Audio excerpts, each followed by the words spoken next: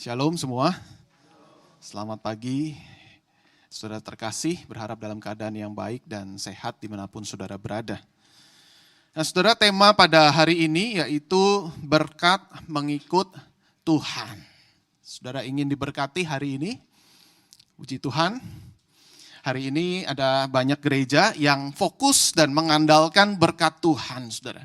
Jadi mereka terus mengatakan dan mengajarkan pada jemaatnya, kalau ingin diberkati Tuhan, percaya kepada Tuhan. Yang miskin akan menjadi kaya, yang sakit kemudian disembuhkan. Ya, banyak gereja yang mengajarkan hal seperti itu. Tetapi tidak dipungkiri ada gereja yang sebaliknya. Jadi isinya tentang penderitaan, kalau ikut Tuhan, sangkal diri, pikul salib. Jadi temanya setiap minggu itu tentang penderitaan, saudara. Jadi satu sisi ikut Tuhan dapat berkat yang berlimpah, satu sisi sepertinya kekurangan berkat. Jadi satu pro berkat, satu anti berkat. Tanpa sadar gereja yang anti berkat seperti ini akan menganut teologi penderitaan. Ya, keduanya sama-sama keliru, teologi kemakmuran dan juga teologi penderitaan. Nah kalau begitu bagaimana kita bisa memandang berkat Tuhan dengan benar ketika kita menjadi pengikut Tuhan? Lalu bagaimana kita bisa menikmati berkat secara tepat? Nah kita akan belajar bersama-sama di dalam Mazmur pasal yang ke-23. Saudara, kita akan melihat Mazmur pasal yang ke-23 ayat yang pertama sampai ayat yang ke-6. Saya akan bacakan buat setiap kita. Mazmur Daud, Tuhan adalah gembalaku, takkan kekurangan aku. Ia membaringkan aku di padang yang berumput hijau, ia membimbing aku ke air yang tenang. Ia menyegarkan jiwaku, ia menuntun aku di jalan yang benar oleh karena namanya. Sekalipun aku berjalan dalam lembah kekelaman, aku tidak takut bahaya, sebab engkau besertaku, gadamu dan tongkatmu itulah yang menghibur aku. Engkau menyediakan hidangan bagiku di hadapan lawanku. Engkau mengurapi kepalaku dengan minyak, pialaku penuh melimpah. Kebajikan dan kemurahan belaka akan mengikuti aku seumur hidupku. Dan aku akan diam dalam rumah Tuhan sepanjang masa. Demikian pembacaan firman Tuhan. Berbagilah setiap kita yang mendengar dan juga melakukannya di dalam keseharian kita. Nah saudara, di awal tadi kita langsung melihat ayat yang pertama itu adalah sebuah syarat dan ketentuan bagaimana berkat yang akan Tuhan nyatakan itu berlaku. Biasanya ada syarat dan ketentuan berlaku. Yaitu apa? Yaitu Tuhan adalah gembalaku. Nah ini menjadi kunci, saudara. Kunci berkat yang akan Tuhan berikan. Jadi ketika Daud menuliskan hal ini, saudara, Daud pernah punya pengalaman menjadi seorang gembala. Ya kalau kita melihat konteksnya pada saat itu dia sudah diurapi menjadi raja tetapi belum menjadi raja. Rajanya adalah Saul yang justru sangat benci kepada Daud. Nah Daud dikejar-kejar begitu ya. Jadi bukan hanya Daud itu punya pengalaman menjadi seorang gembala, tetapi dia memposisikan dirinya menjadi domba, yaitu Tuhan yang menjadi gembala. Jadi dia memposisikan bagaimana dia mengalami ketakutan, dikejar-kejar oleh musuhnya, dikejar-kejar oleh Saul, dan dia betul-betul membutuhkan figur gembala yang bisa menolong, menguatkan, menghibur. Dan disinilah Daud mengikrarkan pengakuan, ya Tuhan adalah gembalaku. Nah, ini penting sekali, saudara. Bukan Daud berkata Tuhan adalah gembala, tetapi ada gembalaku. Ya kita punya Tuhan sama, tetapi apakah sudah menjadi Tuhanku dan Tuhan saudara? Kita punya relasi yang personalkah dengan Tuhan kita? Jadi ini syarat yang sangat utama, sangat penting untuk menerima berkat daripada Tuhan, yaitu apakah kita punya relasi dengan Tuhan. Relasi pengenalan yang intim dengan Tuhan, relasi yang personal dengan Tuhan. Sampai kita bisa berkata seperti Daud, Tuhan adalah gembalaku. Saudara ingat Thomas, dia waktu pas Yesus bangkit tidak percaya, tetapi ketika Tuhan membuktikan ya bahwa dirinya bangkit, lalu kemudian Thomas berkata, ya Tuhanku dan Allahku. Jadi bukan hanya sekedar, ya engkau Tuhan, bukan. Tetapi betul-betul Tuhan yang kita sembah adalah menjadi Tuhanku. Jadi clear di sini saudara, bukan ketika kita punya KTP Kristen, no. Bukan ketika kita hanya sekedar mengikrarkan bahwa Yesus Kristus adalah Tuhan dan Juru Selamat. Tetapi apakah dia menjadi Tuhan dan Juru Selamatku? Seringkali saudara kita hanya percaya kepada Tuhan, tetapi apakah betul Tuhan kita adalah Tuhanku? Punya relasi yang personal dengan Tuhan. Nah jelas di sini untuk memiliki relasi yang personal kita harus menerima terlebih dulu Yesus Kristus yang mati di atas kayu salib untuk menebus dosa kita. Jadi bukan hanya sekedar KTP kita Kristen, tetapi kita sungguh-sungguh menerima Tuhan kita sebagai Tuhan dan Juru Selamat pribadi. Nah kemudian kita akan melihat di sini kalau begitu berkat apa saja yang Tuhan akan berikan buat kita. Yang pertama adalah berkat pemeliharaan, saudara. Berkat pemeliharaan. Kita lihat ayat yang pertama sampai ayat yang ketiga. Ayat pertama yang B, dikatakan takkan kekurangan aku, ia membaringkan aku di padang yang berumput hijau. Ia membimbing aku ke air yang tenang. Dan ia menyegarkan jiwaku. Nah saudara-saudara dikatakan takkan kekurangan aku, saudara. Lalu kemudian dikontraskan dengan ia membaringkan aku di padang yang berumput hijau. Yang tadinya kekurangan Tuhan kasih sepertinya ini padang rumput yang sangat luas dan warna hijau begitu ya. Kalau ngeliat hijau-hijau, wah rasanya indah sekali. Dan itu adalah sumber makanan yang sangat lesat dan bergizi tinggi bagi domba-domba pada saat itu. Jadi artinya saudara ketika ada setiap kita yang mengalami kekurangan itu, maka Tuhan nyatakan berkat pemeliharaan yang bahkan berkat ini sangat berlimpah ruah. Tidak usah khawatir. Untuk menjalani hidup, Tuhan akan mencukupkan kita. Nah meskipun berkat yang sangat berlimpah itu diberikan kepada kita, tetapi saudara bukan berarti kita santai-santai bermalas-malasan. Nah domba-domba pada saat itu harus digiring saudara untuk bisa mendapatkan padang rumput yang hijau itu. Tidak bisa padang rumputnya yang dibawa kepada domba-domba, bukan. Artinya apa? Artinya setiap kita juga harus bekerja keras. Setiap kita juga harus bertekun di dalam pekerjaan. Supaya apa? Supaya kebutuhan akan jasmani di dalam hal ini saudara bisa tercukupi dan bahkan saudara bisa ditabung sehingga berkat itu makin banyak dan bisa punya persediaan yang cukup. Artinya di sini kekayaan pun adalah berkat Tuhan. Amin. Kekayaan pun juga adalah berkat Tuhan, tetapi saudara, di sini Tuhan juga mengajarkan bagaimana cara kita menikmatinya, yaitu dengan rasa cukup. Bukan serakah, tetapi dengan kata cukup. Yesus berkata bahwa setiap kita di dalam doa Bapa kami kita ingat, berikanlah makanan pada hari ini yang secukupnya. Penulis Amsal, jangan minta kekayaan ataupun kemiskinan, tapi mintalah hari ini makanan yang menjadi bagianku. Rasul Paulus juga berkata bahwa ibadah yang disertai dengan rasa cukup akan mendatangkan keuntungan besar. Jadi cukup itu cuan. Betul ya?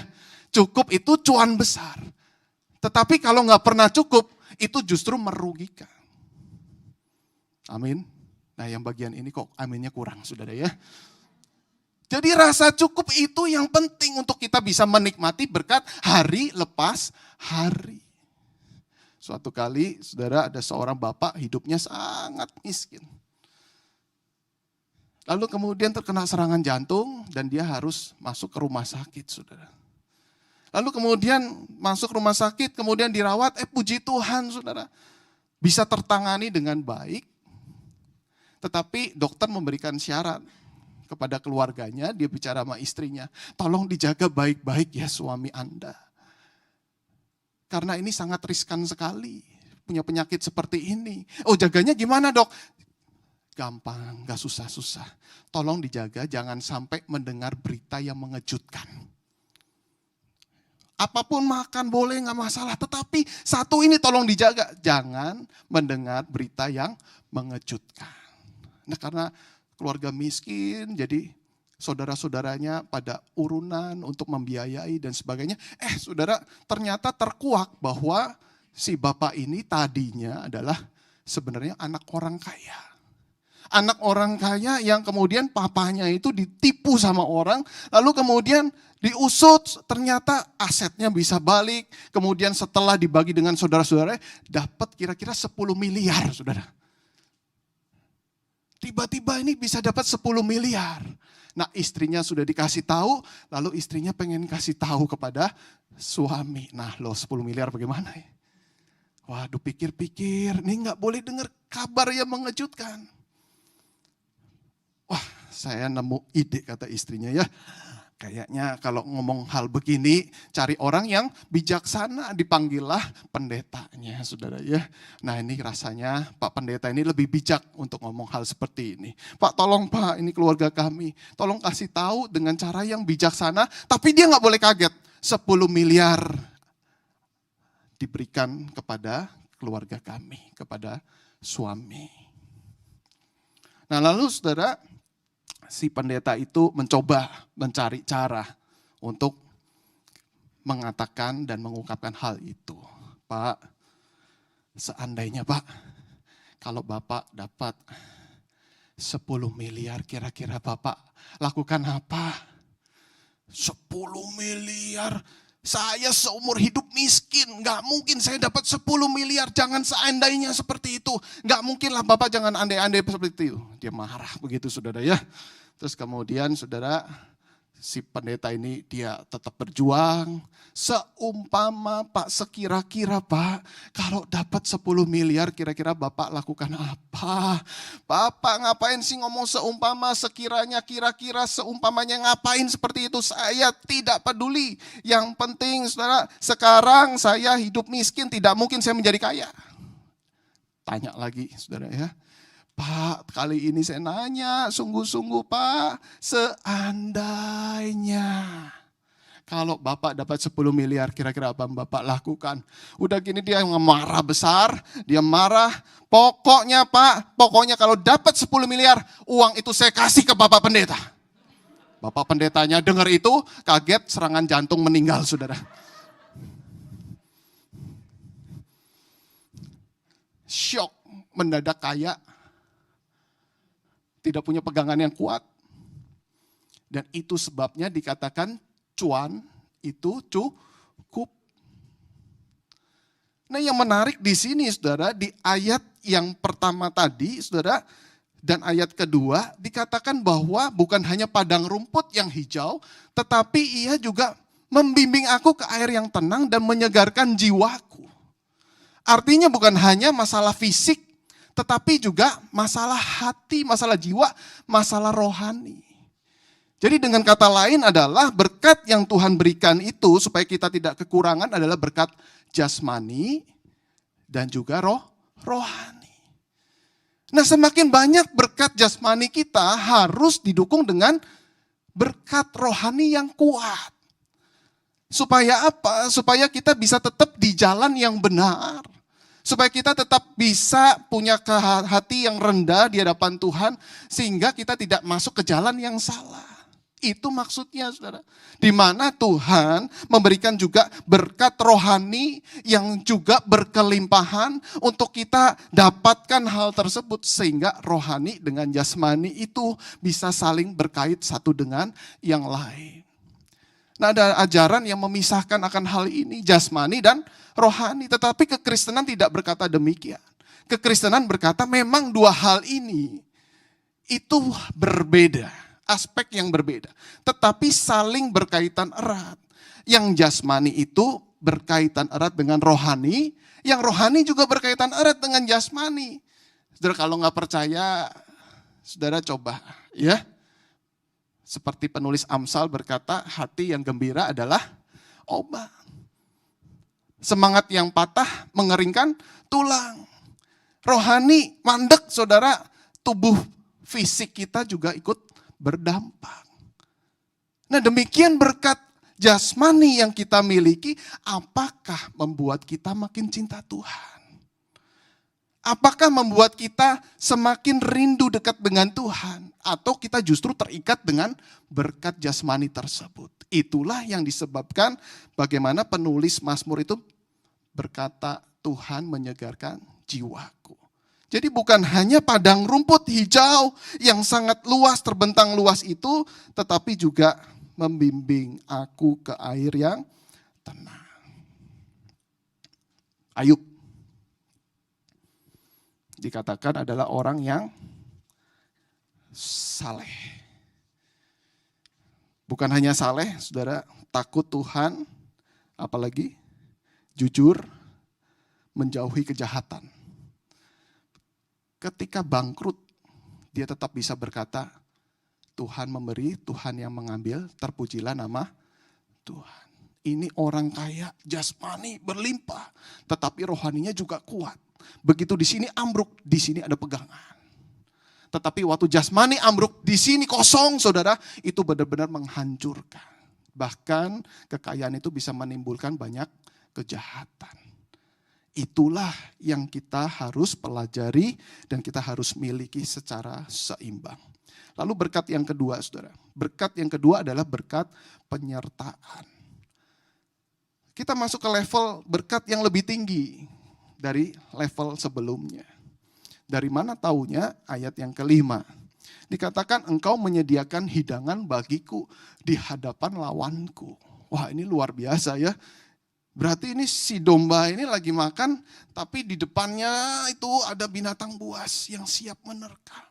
Tetapi si domba ini larinya. Dia tetap berani, begitu ya. Tetap berani, kenapa? Ada penyertaan si gembala. Nah ini saudara. Jadi artinya apa? Kalau dikasih padang rumput tanpa ada penyertaan, saudara, nggak mungkin dia bisa makan. Akan lari terbirit-birit atau habis diterkam oleh binatang buas itu. Nah artinya berkat penyertaan ini juga berkat yang sangat penting, bahkan lebih penting daripada pemeliharaan.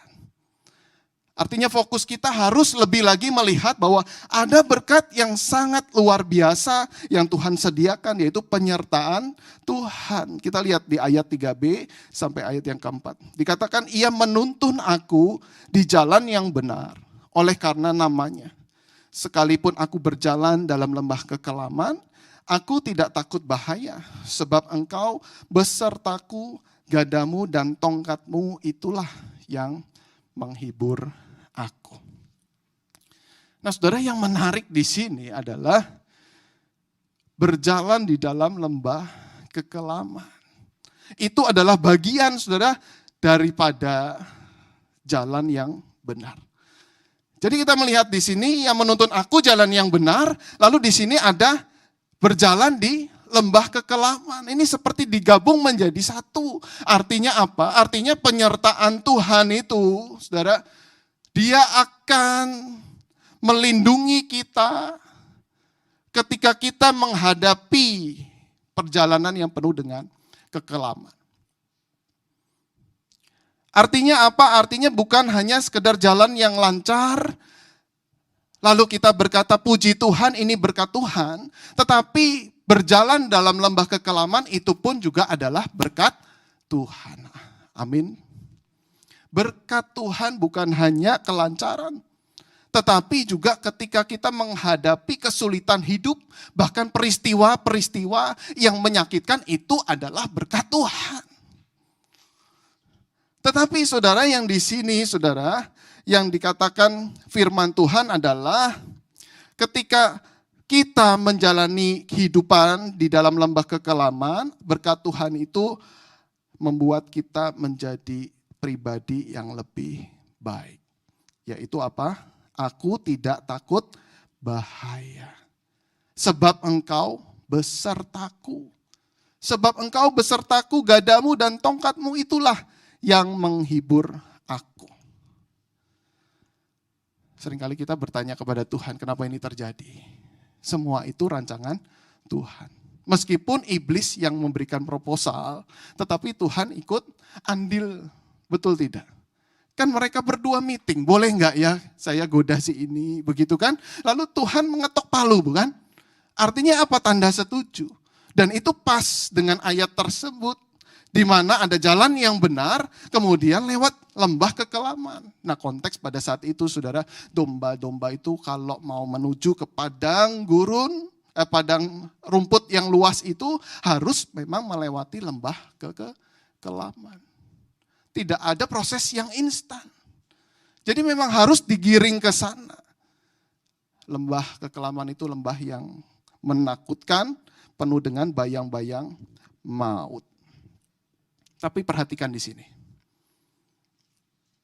Ketika dikatakan sekalipun aku berjalan dalam lembah kekelaman, itu tanda koma. Betul ya? Tanda koma ya. Artinya saudara, bukan titik, bukan selesai. Dan banyak kita mengalami kehidupan dan bertanya, Tuhan kenapa terjadi seperti ini? Lalu kita kasih titik, bukan kasih koma. Seharusnya ketika kita menghadapi pergumulan yang sangat berat, saudara, kita kasih tanda koma. Ada berkat Tuhan. Apa berkat Tuhannya? Membuat engkau dan saya tidak takut bahaya. Sebab engkau besertaku. Ada Tuhan yang menyertai kita. Ada guadamu dan tongkatmu, itulah yang menghibur aku. Lihat berkat Tuhannya banyak, saudara. Tetapi lembah kekelamannya itu cuma hanya disebutkan sekali. Itu maksudnya. Ketika kita dilewatkan dengan lembah kekelaman, ada hal yang baik terjadi, Tuhan mendatangkan kebaikan. Apalagi tujuan Tuhan ketika berkat penyertaan ini diturunkan kepada kita, supaya kita tidak hanya melihat berkatnya, tetapi pemberi berkatnya. Ada penyertaan daripada pemberi berkat tersebut, sehingga apa? Kita makin dekat dengan Tuhan. Mungkin memang sengaja Tuhan tidak menjawab doa kita. Supaya kita mendekat kepada Tuhan. Mungkin sengaja Tuhan tidak mengabulkan atau mendatangkan mujizatnya buat setiap kita. Supaya kita makin kuat. Menjadi pribadi yang makin tangguh. Makin sabar. Dan makin bergantung kepada Tuhan.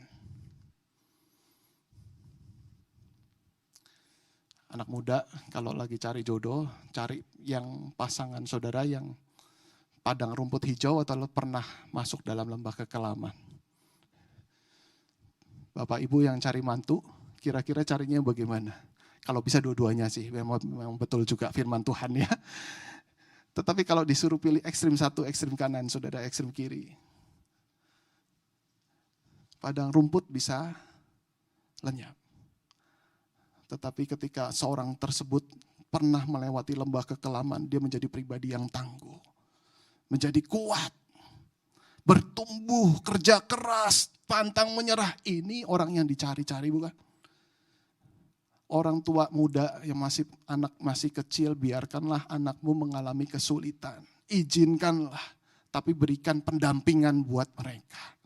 Jangan sekedar langsung diberikan semua yang dia minta dikasih. Tetapi berikan penyertaan buat mereka. Kasih kesulitan. Supaya dia menjadi anak yang tangguh. Ini maksudnya saudara, berkat penyertaan. Kemudian yang ketiga saudara, berkat apa lagi? Ada berkat kekekalan. Nah ini berkat kekekalan saudara adalah berkat yang paling tinggi dan paling berharga. Ayat yang ke-6, saudara kita akan baca, saya bacakan buat kita. Kebajikan dan kemurahan belaka akan mengikuti aku seumur hidupku. Dan aku akan diam dalam rumah Tuhan sepanjang masa. Maksudnya apa diam dalam rumah Tuhan sepanjang masa? Pada saat itu Daud belum menjadi raja. Banyak yang mengira ini adalah bait suci. Memang Daud punya kerinduan membangunnya, tetapi yang ditunjuk bukan Daud, tetapi anaknya Salomo yang membangun bait suci, namun setelah itu dihancurkan, bukan? Bait suci yang pertama. Lalu kemudian bait suci yang kedua didirikan lagi zaman Esra Nehemia, kemudian dihancurkan lagi dan secara fisik sampai hari ini sudah tidak ada. Berarti tidak mungkin rumah Tuhan sepanjang masa yaitu menunjuk pada bait suci secara fisik. Nah kalau begitu rumah Tuhan sepanjang masa ini apa? Artinya Daud memandang surga. Memandang dia berdiam di rumah Tuhan bersama dengan Tuhan sepanjang masa. Ini artinya Daud mengarahkan pandangannya ke hal yang bersifat kekal bukan sementara yang ada di dunia ini. Sehingga dia dapat berkata kebajikan dan kemurahan belaka ikut dengan sendirinya. Yang penting fokusku ke sana. Bukan yang di sini, tetapi yang di sana. Dan saudara, ini sama dengan apa yang dikatakan oleh Tuhan Yesus, bukan? Carilah dahulu kerajaan Allah dan kebenarannya, maka semuanya akan ditambahkan kepadamu. Wah, indah sekali, saudara. Jadi bukan berarti berkat-berkat yang ada di dunia ini tidak penting, bukan. Tetapi ada yang lebih penting di sana. Ini adalah berkat yang bernilai kekal yang kita harus pikirkan. Lah terus ini bagaimana? Nanti mengikuti dengan sendirinya, nikmati. Jangan terikat, yang melekat harus nilai kekal, kerohanian, iman. Inilah yang dilakukan oleh Daud. Nah berkat ketiga inilah berkat yang tertinggi bahkan termulia. Kenapa dikatakan tertinggi termulia? Karena berkat kekekalan ini diberikan kepada setiap kita, setiap saudara dengan harga yang sangat mahal. Yaitu tubuh dan darah sang gembala itu. Yohanes 10 ayat 11 dikatakan akulah gembala yang baik. Memberikan nyawanya bagi domba-domba. Ini luar biasa, seolah-olah Tuhan tahu kita tidak mungkin berusaha sekeras mungkin mendapatkan berkat seperti ini. Artinya Tuhan memberikan secara cuma-cuma. Tetapi bukan ini murahan saudara, tetapi dengan harga yang mahal. Ini gembala yang betul-betul baik, bukan hanya memelihara, menyertai, tetapi mencurahkan darahnya bagi domba-dombanya. Seolah-olah sepertinya Tuhan ingin berkata, kalau kita sering merasa Tuhan kok hari-hari seperti ini sangat sulit, apakah engkau mengasihi aku? Tuhan berkata, harus seperti apa lagi yang aku perbuat untuk mengasihi engkau? Aku sudah tidak menyayangkan nyawaku, memberikan nyawaku untukmu. Jikalau Tuhan mengasihi saya, mengapa Tuhan tidak menjawab doa saya? Tuhan ingin untuk kita lebih dekat kepadanya. Tuhan ingin supaya kita menjadi pribadi yang lebih tangguh dan menyadari lebih penting penyertaan ketimbang berkatnya. Nah saudara, untuk merangkum 3 berkat ini, mari kita mengingat kembali kisah Simon Petrus. Di mana ketika waktu itu dia pernah menjadi seorang kaya yang mendadak, saudara. Mendapatkan banyak ikan. Saudara masih ingat kisahnya? Nah saudara, Simon Petrus itu ketika pada saat itu diminta untuk melemparkan jalannya oleh Yesus. Simon Petrus berkata, nggak mungkin Tuhan, aku sudah bekerja dengan keras sepanjang malam. Tidak mungkin mendapatkan ikan, satupun ikan nggak ada. Tetapi karena engkau yang suruh, udah deh, saya nyebarkan jala tersebut. Ternyata apa yang terjadi saudara, ketika Simon Petrus menyebarkan jala, mendapatkan ikan yang begitu banyak, dapat berkat melimpah, sampai dikatakan jalannya itu koyak. Lalu minta bantuan dari teman-temannya untuk membereskan ikan ini dan diisi ikan di atas perahu itu sampai 2 perahu dikatakan hampir tenggelam.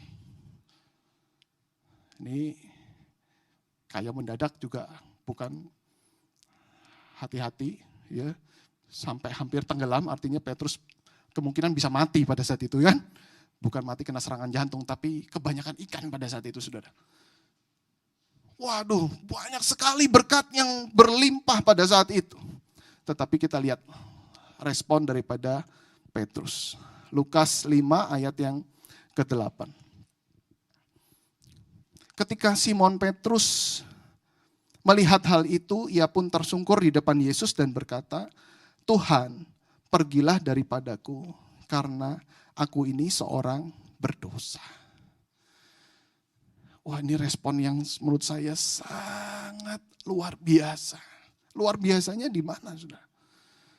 Karena biasanya ketika mendapat berkat seperti ini, wah Tuhan terima kasih.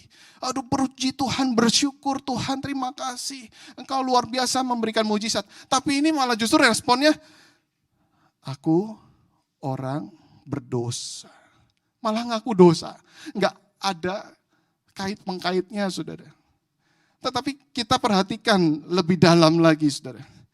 Jadi ketika Simon Petrus mengatakan hal seperti ini, dia menyadari bahwa berkat yang dilimpahkan kepadanya itu berasal dari si pemberi berkat. Dan dia melihat Yesus pada saat itu yang memberikan berkat itu kepadanya. Jadi ketika dia merasakan kehadiran si pemberi berkat yang mulia, yang kudus itu, dia merasa diri tidak layak. Tuhan, aku gak layak.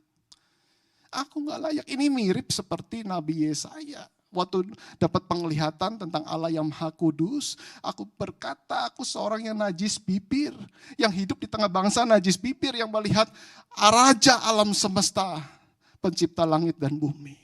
Aku gak layak. Luar biasa bukan? Rasul Petrus merasakan kehadiran si pemberi berkat. Dan respon daripada Petrus kita melihat di ayat yang ke-11. Dan sesudah mereka menghela perahu-perahunya ke darat, mereka pun meninggalkan segala sesuatu lalu mengikut Yesus. Tidak melihat berkat. Ditinggalkan, saudara. Banyak ikan pada saat itu. Kekayaannya sepertinya ditinggalkan. Ini gak penting. Aku ikut Yesus. Tidak melekat pada berkat, tetapi justru melekat kepada Tuhan. Dan kata yang digunakan, saudara, dia berkata, Tuhan, aku ini orang berdosa. Sebelumnya guru di ayat yang ke-5. Tetapi di ayat yang ke-8, Tuhan, pergi daripadaku. Dari guru menjadi Tuhan. Level rohaninya bertumbuh seiring dengan berkat yang berlimpah. Nah, itu sebabnya, saudara. Ketika kita berjalan mengikut Yesus, pastikan level rohani kita juga naik. Saudara yang diberkati dengan berkat-berkat jasmani yang berlimpah, pastikan iman saudara bertumbuh. Rohani saudara juga bertumbuh, juga berlimpah akan kemurahan Tuhan. Sehingga apa? Tuhan pasti pakai untuk menjadi saluran berkat. Jadi inilah berkat mengikuti Yesus, di mana berkat jasmani berlimpah. Rohani juga harus berlimpah. Hati tidak terikat pada berkat, namun fokus kepada Allah. Sehingga kehadiran si pemberi berkat itu lebih penting daripada berkat-berkatnya. Amin.